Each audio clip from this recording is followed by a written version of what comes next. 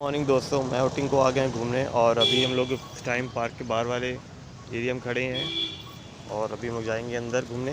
और हम लोग अंदर जा ही रहे थे कि हमें एक गैया भी दिखी और साथ में उसका बछड़ा भी है, जैसे कि मैं आपको जूम करके दिखाता हूँ।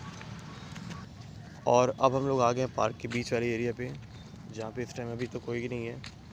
हालांकि यहाँ पे रोज़ कुछ बच्चे यहाँ मैच खेलते हैं। और टिंकू गर्मी की वजह से दोस्तों थक गया है, काफ़ी देर से वो टहल रहा है। So thank you so much watching this video and bye bye.